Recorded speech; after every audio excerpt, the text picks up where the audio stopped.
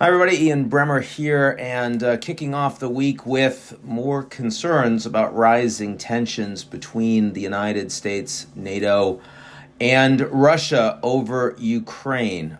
We saw from the Biden press conference last week, which feels already like a month ago, that he believes the Russians are, quote unquote, going in. That doesn't mean full invasion and overthrow of the Ukrainian government, which would impose massive costs on the Russians, but some form of direct Russian escalation that the United States would respond sharply to and wants to convince that its NATO allies that they need to as well. The Americans are doing what they can to show the Russians they are taking this seriously. And that means, of course, coordination with NATO. And we've seen already some announcements of advanced deployments in the region, F-16s to Lithuania, F-35s to Bulgaria, troops to Romania, a frigate to the Black Sea, all announced earlier today by NATO, and including, supported by all NATO members.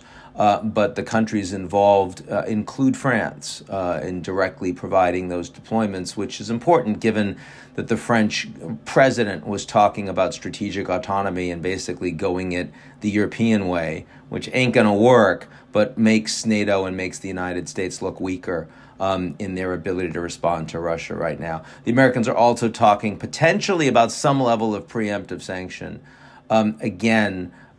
To get the Russians to back down, because so far the messages from Russia have been escalation. They're the ones taking their personnel out of their embassy in Kiev. They continue to expand dramatically Russian troops across all of the borders on Ukraine, including in short order into Belarus, with massive military exercises starting in short order, and those were announced only very recently. And with the cyber attacks against Ukraine just over a week ago. So, the new news about leaked from the UK, or not leaked, actually announced from the UK and supported by the United States, that the Russians have this intelligence plan to put a new government into Kiev.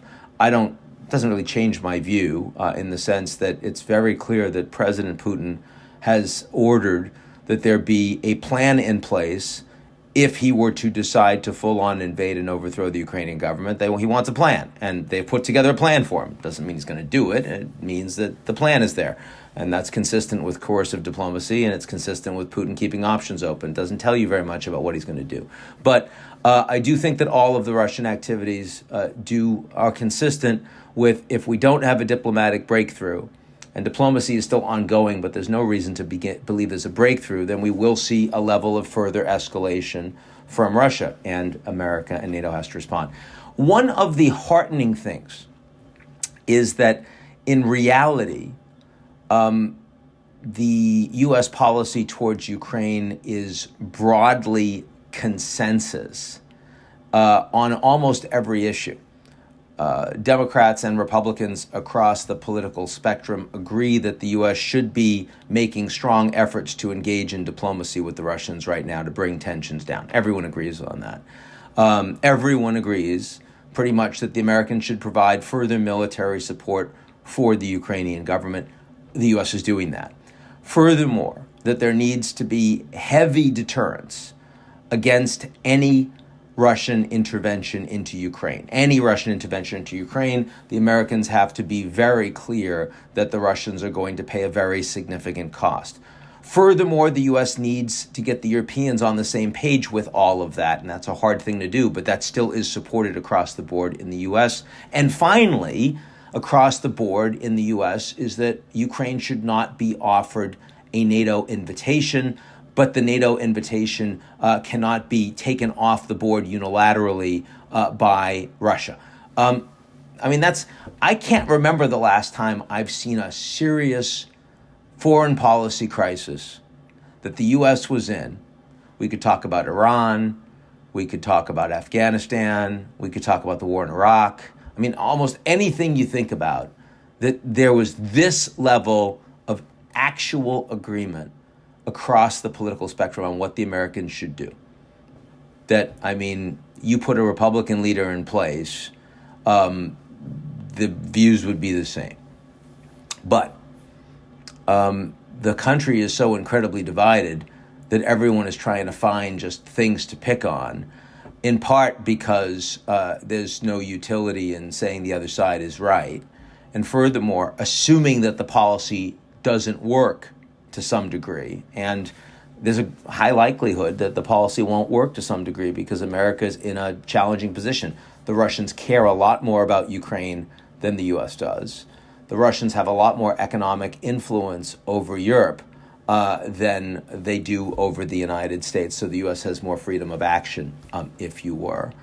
And it is really challenging to get a strong coalition to agree on all levels of action, given all of the weakness and unwillingness that the United States has displayed to be the global sheriff and to lead the world and make it safe for democracy, some of which is self-owned and some of which has to do with the nature of the global order. So you put all those things together, and it is quite likely that even the best U.S. foreign policy on Ukraine is going to fall somewhat short.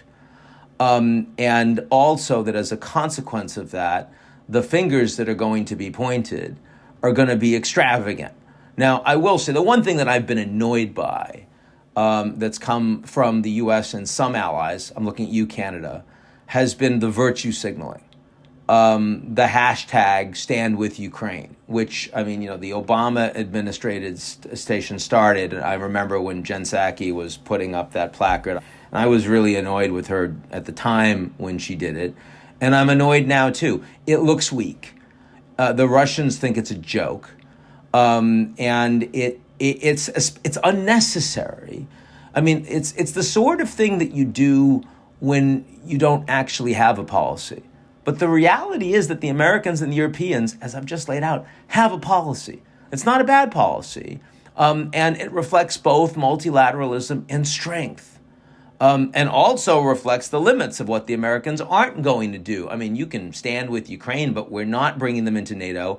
And we are not defending the Ukrainians directly if they're attacked. This is not like Taiwan where there's ambiguity on that point.